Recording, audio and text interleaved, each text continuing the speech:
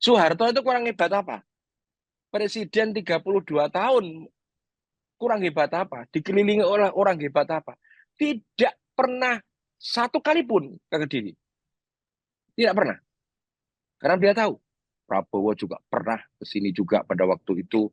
Terus kemudian beberapa wapres yang ditunjuk diperintah ke sini. Tapi ya buktinya orang-orang yang notabene yang jadi presiden ya enggak ke sini. Yang jadi presiden beneran enggak ke sini. Pertama, terus Gus Dur, ya kan? Nah, kalau memang dikait-kaitkan dengan itu ya, saya juga tidak mengetahui tentang itu. Karena proses pemberhentian kepala negara atau pemimpin atau kepala daerah pun, ya kan, itu kan ada kenapa dia diberhentikan, itu mesti ada sebuah proses. Sejak Republik Indonesia berdiri pada tahun 1945, hanya ada 2 presiden yang berani masuk ke Kediri. Padahal, Kediri masih berada di tanah Jawa dan menjadi salah satu wilayah yang masuk proyek strategis nasional. Emangnya ada apa sih dengan Kediri?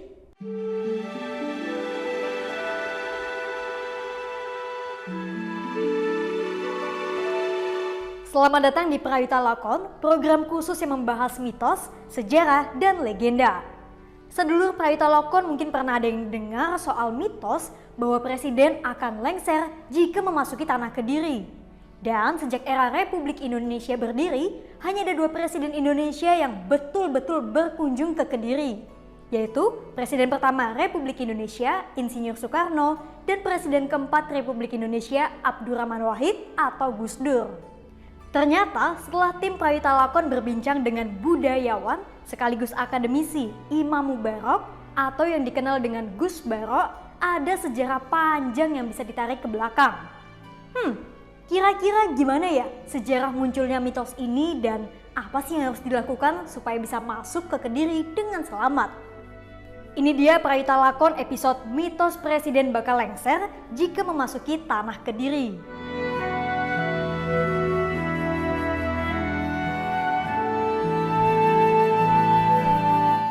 Nah, Gus Barok menyatakan bahwa mitos presiden bakal lengser jika berkunjung ke Kediri ini merupakan gugon tuhon atau petua peninggalan nenek moyang yang dipercayai oleh masyarakat luas. Atau kalau bahasa mudah lainnya semacam folklore. Gugon tuhon bakal lengser andai presiden datang ke Kediri ini pun tidak hanya semata-mata cerita masyarakat mulut ke mulut. Karena dari penuturan Gus Barok sendiri, gugon tuhon ini berkaitan dengan sejumlah peristiwa di masa lampau yang memiliki catatan sejarah serta prasastinya. Dan peristiwa-peristiwa itulah yang mendukung eksistensi gugon tuhon ini. Semua dimulai dari masa kerajaan Kalingga, sebuah kerajaan yang berada di Kelingkepung, Kediri, dan memiliki sebuah kitab bernama Kalingga Dharma Sastra yang berisi 119 pasal. Serta memiliki raja bernama Kartikeya Singa, suami dari Ratu Sima. Dan ada 2 tokoh besar pula yang harus merenggut nyawa karena berhubungan dengan Kediri. Mereka adalah Raja Jayakatwang dan Trunajaya. Pada waktu itu, Kertanegara melakukan ekspedisi Pamalayu yang dimulai dari tahun 1286 sampai tahun 1293 atas bujukan Arya Wiraraja. Ya, Jayakatwang ini melakukan penyerangan kepada Singosari di tahun 1293. Di tahun 1293, di saat yang sama, Marco Polo atas perintah Kaisar itu melakukan perjalanan ke Pasai di tahun 1293 untuk mengenal tentang Indonesia. Dari perjalanan Jayakatwang ini mampu mengalahkan Singosari. Dan itu tertuang dalam prasasti Kudadu yang ditemukan di Gunung Penanggungan. Nah, dalam prasasti ini disebutkan pula bahwa kemenangan Jayakatwang itu ditandai dengan pengibaran bendera Bangteh, abang putih, yang kita kenal dengan bendera merah putih itu. Nah, yang unik karena Jayakatwang ini hanya berkuasa di Kediri, dia hanya berkuasa 8 bulan. Kemudian dikalahkan oleh pasukannya Raden Wijaya yang juga menantu daripada Kertanegara. Kedua adalah Trunajaya. Pada abad ke-16, Trunajaya diperintah Amangkurat II untuk membunuh Amangkurat I. Setelah pembunuhan Amangkurat I, Trunajaya pun mendirikan kerajaan bersama menantunya yaitu Karaeng Galesong di bekas kerajaan milik Airlangga. Tapi tidak sampai 1 tahun Trunajaya akhirnya harus meninggal di tangan Amangkurat II. Kemudian Trunajaya berkuasa di Kediri, membawa seluruh pusaka-pusaka dan termasuk Meriam Sutomi yang sekarang ada di Keraton Surakarta dibawa ke Sonogedong. Berkuasa di sana, membangun kerajaan dengan luas bentengnya 8,5 km dengan tingginya 6 meter, tebal 2 meter. Berkuasa dari tahun 1677 sampai 1678. Kemudian di sana pun akhirnya Amangkurat II yang merasa dikhianati melakukan sebuah upaya penyerangan. Saat itu Amangkurat menjual seluruh wilayah Jawa Barat dan pantai utara bekerjasama dengan VOC untuk menyerang Trunajaya di Kediri. Trunajaya pun tidak berlangsung lama. Trunajaya tertangkap dan kemudian dibunuh di Pleret. Sementara anaknya, menantunya, dia juga kemudian harus terbunuh dan dimakamkan di Hantang, Malang.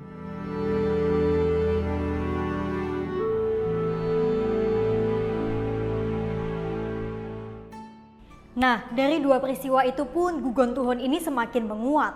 Pasalnya, Gus Baro juga menyatakan bahwa 2 Presiden Republik Indonesia yang pernah masuk ke Kediri pun harus lengser dari jabatannya tidak pada waktunya. Misalnya seperti Insinyur Soekarno yang berkunjung ke Kediri pada 10 Mei 1947 dan Gus Dur pada 21 November 1999. Meski demikian, pada tahun 2020 Gus Baro menyatakan bahwa lengsernya Gus Dur bukanlah karena mengunjungi Kediri, tapi karena adanya intrik dari lawan politiknya.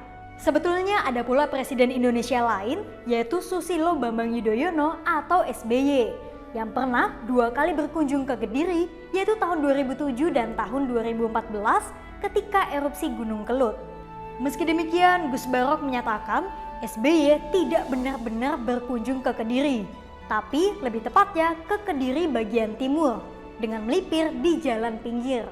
Gugon Tuhon inilah yang kemudian saya pastikan menjadi tolak ukur bagi capres-cawapres untuk tidak berani masuk ke Kediri.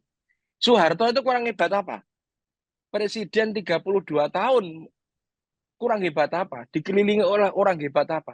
Tidak pernah 1 kali pun ke Kediri. Tidak pernah. Karena dia tahu.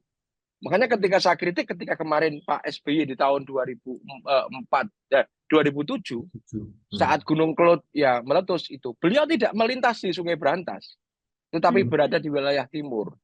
Gitu loh. Datang pun tidak masuk lewat barat. Data soal hanya segelintir presiden yang berkunjung ke Kediri pun juga disepakati oleh Kepala Dinas Kebudayaan, Pariwisata, Pemuda dan Olahraga Kota Kediri, Zakri Ahmad. Yang di situ disebutkan presiden pertama, terus Gus Dur, ya kan?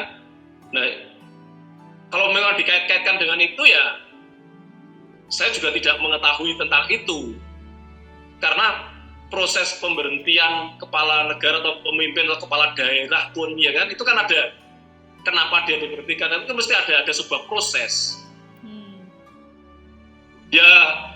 Ya mungkin hanya cerita-cerita aja dikaitkan setelah datang ke Kediri dan itu bisa-bisa juga kan. Nah, ketika video ini tayang, sebuah program strategis nasional atau PSN Bandara Doho baru saja menyelesaikan pembangunannya dan seperti PSN lainnya, kehadiran Presiden Jokowi untuk meresmikan pun tentu dinantikan. Kira-kira apakah Presiden Jokowi bakal berkunjung ke Kediri untuk meresmikan bandara ini? Atau bakal mengirim orang kepercayaannya untuk menggantikannya? Fakta lain yang semakin menguatkan Gugon Tuhon Presiden ke Kediri bisa lengser adalah kampanye pemilu 2024. Sejak dimulainya masa kampanye pemilu 2024, tak ada satupun capres-cawapres yang masuk ke tanah Kediri. Hal itu diyakinkan oleh Gus Baro maupun Zakri Ahmad. Pada waktu itu ada seperti Wiranto itu pernah kampanye di Kediri. Karena Nyun Sewu, di Kediri ini banyak potensi sebenarnya, Mas. potensi para sepuh, para kiai-kiai sepuh di Kediri, ini sebetulnya yang harus didatangi oleh para capres untuk dimintai restu. Karena Kediri ini notabene nyuwun sewu, pesantren-pesantrennya itu luar biasa. Terutama pasukan-pasukan di Ponorogo itu membuat pesantren-pesantren besar seperti di Ringin-Agung, kemudian di Kapu. Di Kapu itu mertuanya Mbah Hasyim Asy'ari. Jadi Raden Ronowijoyo itu adalah pasukan di Ponorogo yang beliau juga mertua daripada Mbah Hasyim Asy'ari. Belum lagi nanti di Pondok Lirboyo, Pondok Al-Falah Ploso Mojo Kediri. Ini pondok pesantren-pesantren lama yang notabene wajib juga untuk dimintai restu. Tapi nyun sewu, ketika minta restu pada waktu itu ada juga zamannya ya Wiranto itu kalau nggak salah, Prabowo juga pernah ke sini juga pada waktu itu. Terus kemudian beberapa wapres yang ditunjuk diperintah ke sini. Tapi ya buktinya orang-orang yang notabene yang jadi presiden ya nggak ke sini. Yang jadi presiden beneran nggak ke sini. Nggak ke sini. Gitu. belum terkonfirmasi. Karena yang menentukan jadwal kampanye kan dari pihak mereka, ya kan? Tentunya kami juga tidak tahu kapan jadwalnya mereka nanti ke sini.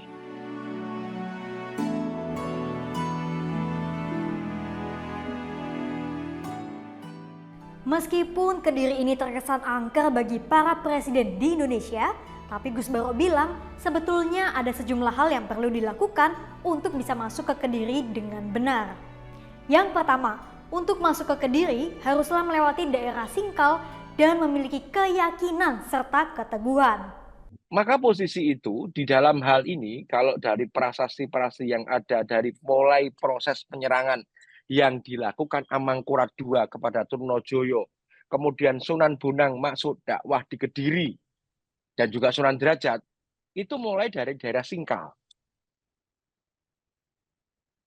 Harusnya orang untuk masuk ke Kediri itu lewat daerah tersebut dan kemudian masuk ke Kediri. Tapi tidak rata-rata. Nah, sisi ketakutan inilah yang kemudian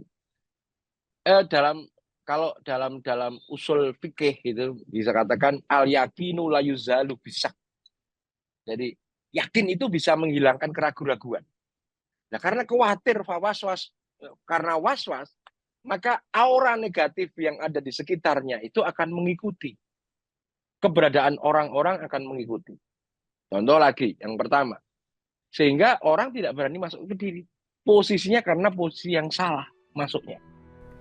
2. Melakukan ziarah atau sowan terlebih dahulu ke makam Syekh Al-Wasil Syamsuddin.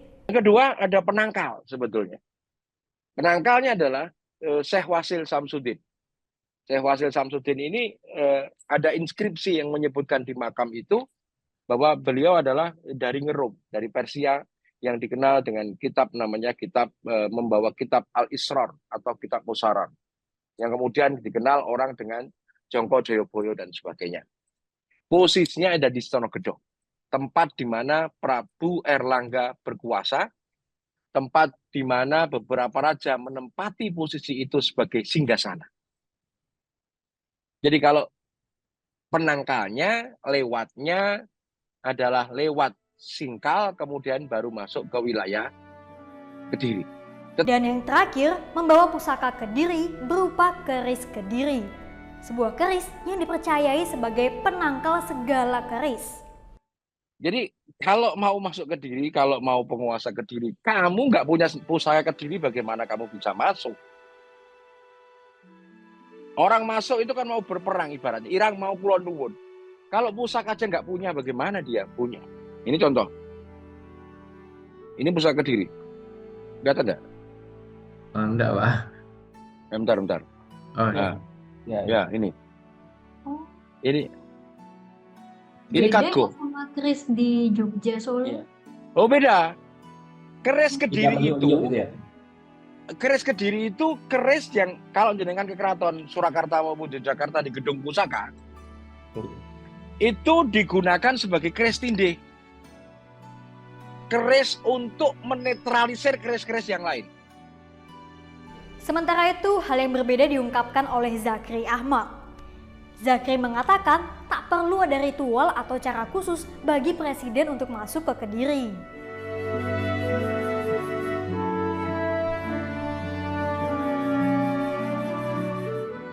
Meski demikian, Zakri menyatakan bahwa Kediri merupakan tempat yang aman dan nyaman untuk disinggahi loh sedulur Parita Lakon.